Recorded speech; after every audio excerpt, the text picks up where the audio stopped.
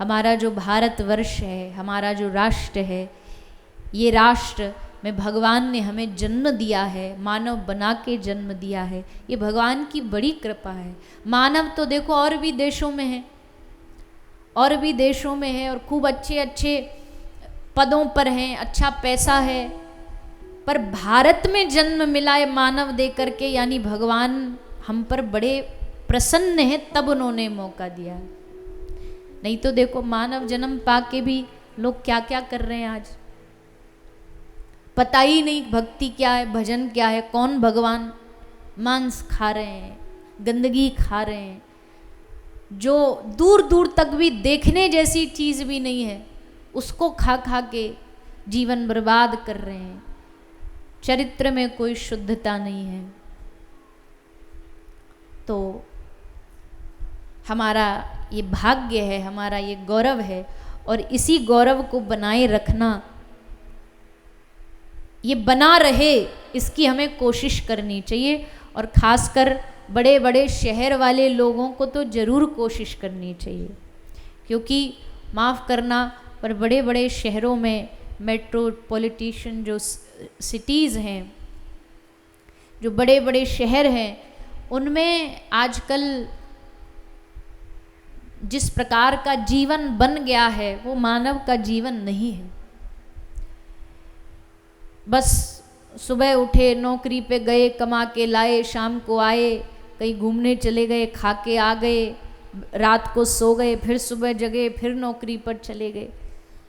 ये वास्तविकता में जीवन नहीं है। हाँ, चीज़ों को करने के लिए हम मानते हैं गांव से रहने की बजाय शहरों में रहना थोड़ा ज़्यादा, सरवाइव करना थोड़ा ज़्यादा कठिन है, क्योंकि महंगाई बहुत है। घर में हर व्यक्ति को काम करना पड़ेगा, पति को भी, पत्नी को भी जॉब करनी पड़ेगी।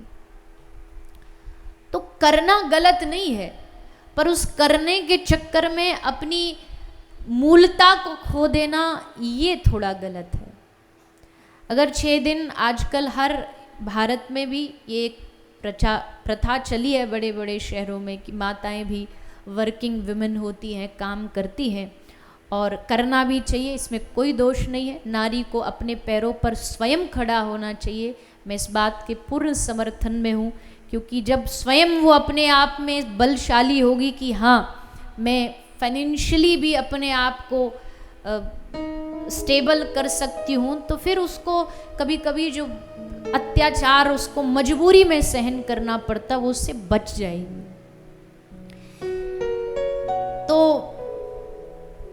नारी काम करे, नारी पढ़े, नारी आगे बढ़े, वो बहुत अच्छी बात है, लेकिन उसके साथ साथ उस नारी का परम दायित्व भी होता है कि अपनी जो सांस्कृतिक चीज़ें हैं उनको नष्ट ना करे। बच्चों की परवरिश में कहीं भी कोई घालमेल ना हो। नौकरी भी करती हैं तो उसके बाद भी अगर संडे मिलता, एक रविवार मिला, उस रविवार को भी हम कहीं भी धर्म की कोई चीज़ करते नहीं, भक्ति की कोई चीज़ करते नहीं, बच्चों को ले जाएंगे कहीं ऐसी ऐसी जगह घुमा लाएंगे। ठीक है, एक संडे को आप बच्चों को कहीं सिनेमा ले जा रहे हो, कहीं घुमा के ला रहे हो, तो अगले रविवार को आप उनको किसी मंदिर ले जाओ, किसी गौशाला ले जाओ, कोई वृद्धाश्रम ले जाओ, जहाँ पर सेवा होती है, ऐसे केंद्रों में ले जाओ। तब जा कर के हमारी जो भारतीय संस्कृति है वो बच पाएगी। और इसको बचाने के लिए कोई विदेशी नहीं आएंगे यहाँ पर, ये बचाना हमको ही पड़ेगा। हम अपने आप इसकी रक्षा करेंगे तो धर्म हमारी रक्षा करेगा। तो निवेदन, प्रार्थना है कि थोड़ा समय, सब लोग पैसा कमा रहे हैं, बहुत अच्छी बात है, पर पैसे के साथ साथ थोड़ा थोड़ा भगवान के लिए भी समय दीजिए। किसी ने बहुत अच्छी बात कही, पैसे की भूख क्या लगी, कमाने निकल गए। पैसे की भूख क्या लगी, कमाने निकल गए, और जब तक हमने पैसे कमाए तब तक हमारे जमाने निकल गए। बच्चों के साथ में न बैठने की फुर्सत मिली, और जब फुर्सत मिली तो बच्चे कमाने निकल गए। और यही आज की सच्चाई है बड़े बड़े शहरों की। तो इसलिए थोड़ा समय देना बहुत आवश्यक है, बहुत ज़रूरी है। सत्यभामा के घर से सबसे ज़्यादा दहेज मिला था, इसलिए सबसे ज़्यादा जल्दी रूठती भी यही थी। कई माताएं होती हैं ना, उनको अपने मायके की बड़ी गर्मी होती है, हमारे पिताजी ने तुमको इतना इतना पैसा दिया था, इतनी बड़ी गाड़ी दी थी दहेज में, तो बात बात पर उसका प्रभाव दिखाती रहती है। तो 16,108 पटरानी में सबसे ज़्यादा अगर कोई रूठती थी तो वो सत्यभामा जी रूठती थी, बात बात पर। और ठाकुर जी तो महाराज मनाने में है ही एक्सपर्ट। एक बार इंद्र स्वर्ग से भगवान के लिए गिफ्ट में, उपहार में पारिजात वृक्ष लाया, तो पारिजात वृक्ष श्री कृष्ण को दिया। उस समय श्री कृष्ण रुक्मणी जी के महल में बैठे थे, तो उन्होंने कहा कि इस वृक्ष को रुक्मणी जी को दिया कि तुम अपने महल में लगा लो। रुक्मणी जी के महल में पारिजात लगा दिया। अब महाराज नारद जी को लगा ये सही मौका है सत्यभामा को कुछ घोल के पिलाने का। नारद जी नारायण नारायण। सत्यभामा जी बोली जी प्रभु पधारिए। नारद जी बोले देवी अगर देखा जाए तो सब रानियों में सबसे समृद्ध आप ही हो, सबसे सुंदर भी आप ही हो, पर फिर भी ये द्वारिकाधीश पता नहीं रुक्मणी जी से बड़ा प्रेम करते हैं, आपसे भी ज़्यादा प्रेम उनसे करते हैं, जो होने के लिए करते रहते हैं। अब देखो ना, कल इंद्र पारिजात दे करके गया था और रुक्मणी जी के महल में लगा दिया। अरे आपका महल भी तो एकदम सटा हुआ है रुक्मणी जी के महल से, आपके में भी तो लगा सकते थे, पर नहीं, प्रेम रुक्मणी से तो वहाँ लगा दिया। अब तो महाराज इसी बात पर सत्यभामा जी रुष्ट हो गई, को भवन में जाके खटिया पकड़ ली।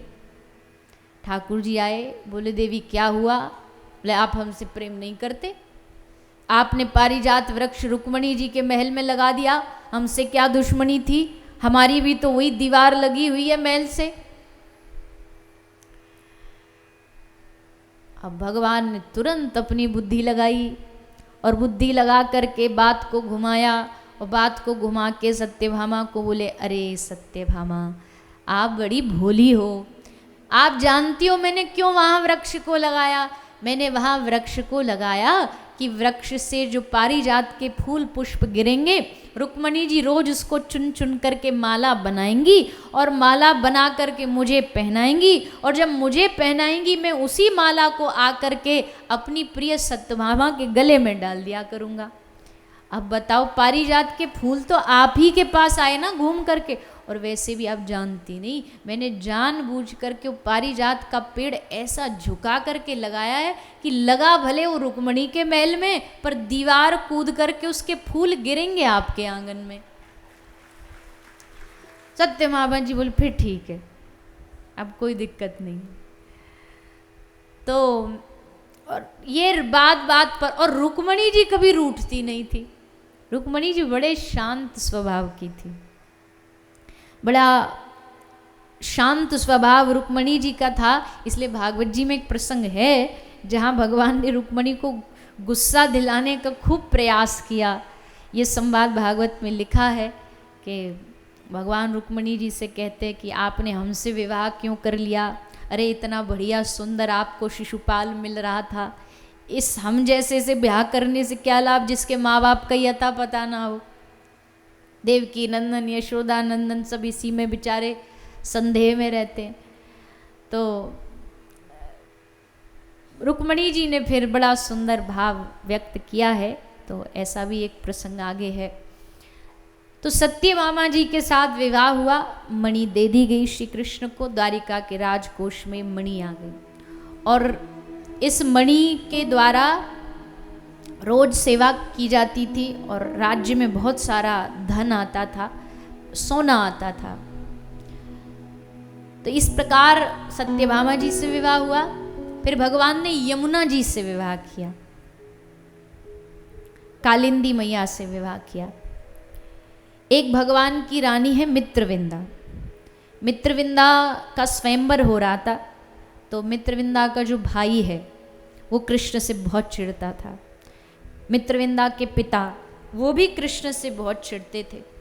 तो स्वयंवर हुआ तो भाई ने समझाया, देखो स्वयंवर होगा, सब लोग आएंगे, दुर्योधन भी आएगा, तुम दुर्योधन को वर चुनना।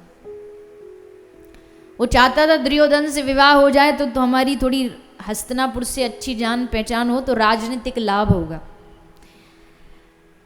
तो ये सोच करके सबको बुलाया पर कृष्ण को न्योता नहीं दिया। लेकिन मित्रविंदा तो मन ही मन भगवान को चाहती थी, भगवान को पुकारा, भगवान आए और भरी सभा में बीच में प्रकट हो गए। मित्रविंदा जी ने ना आगे देखा न पीछे और जा कर के माला श्री कृष्ण के गले में डाल दी।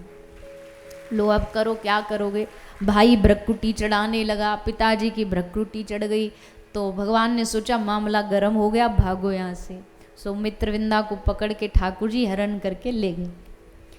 भगवान के सब ब्याह बड़े विचित्र विचित्र हुए, मतलब ऐसे ब्याह हुए सुबह तक, ब्याह शादी के 1 घंटा पहले तक भी नहीं पता था कि आज शादी होगी, और शाम को बहू घर आ गई। ऐसे ठाकुर जी ने विवाह किए, मित्रविंदा के साथ विवाह किया। फिर नग्न जीती सत्या, बैलों को नाथ करके इनके साथ भगवान ने विवाह किया। फिर भगवान ने भद्रा जी को अपना पटरानी बनाया और 8वीं भगवान की रानी का नाम है लक्ष्मणा जी। तो इनके साथ भगवान विवाह करते हैं। 16,100 जो रानी है, नरकासुर की कैद थी, बंद थी कारागार में, सोच रही है कौन आएगा हमें यहाँ बचाने। शायद अब यही हमारी अंतिम गति है कि हम यहीं रोते रोते मर जाएंगे, मृत्यु के अलावा अब कुछ दिखाई नहीं देता। लेकिन भगवान कहते हैं जब सारे रास्ते बंद हो जाते हैं तब मेरा रास्ता हमेशा खुला रहता है। और आज 16,100 रानियों को अपना बनाने के लिए ठाकुर जी आए, सबके साथ विवाह किया और इनको अपना नाम दे करके अपनी रानी बनाया और इनके साथ विवाह किया।